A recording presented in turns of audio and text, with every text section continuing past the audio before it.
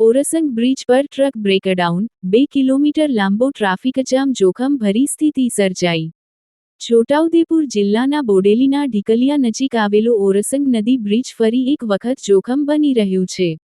આજે બપોરના સમયે રાજપીપલા રોડ પર રેતી ભરેલી ટ્રક બ્રિજ પર જ બ્રેકડાઉન થતા બંને બાજુ લગભગ 2 કિલોમીટર સુધી વાહનોના લાંબા જામના દ્રશ્યો જોવા મળ્યા. અહીંનું ઓરસંગ બ્રિજ પહેલાથી જ ખરાબ હાલતમાં છે. બ્રિજ પર એક રેતી ભરેલી ટ્રકમાં ખામી સર્જાતા પુલની વચ્ચે જ બગડી જતા ટ્રાફિક અટવાઈ ગયો. જેના કારણે બ્રિજ ઉપર ગભરાટનો માહોલ જોવા મળ્યો. ટ્રાફિક જામના કારણે બ્રિજ પર ઊભા વાહનોના ભારે દબાણથી બ્રિજ હલતું હોવાનો અનુભવ થતા લોકોમાં દહેશત ફેલાઈ હતી. સ્થાનિક લોકોના જણાવ્યા પ્રમાણે, ઓરસંગ નદી ઉપરનું બ્રિજ વર્ષોથી તંત્રના ધ્યાન બહાર રહ્યું છે. વારંવાર રજૂઆતો છતાં મરામતની કોઈ યોગ્ય કામગીરી હાથ ધરવામાં નથી આવી. ઘટનાસ્થળે પોલીસ તંત્ર તાત્કાલિક પહોંચી અને ટ્રાફિક નિયંત્રિત કરી બ્રિજ ખુલ્લો કરાવ્યો.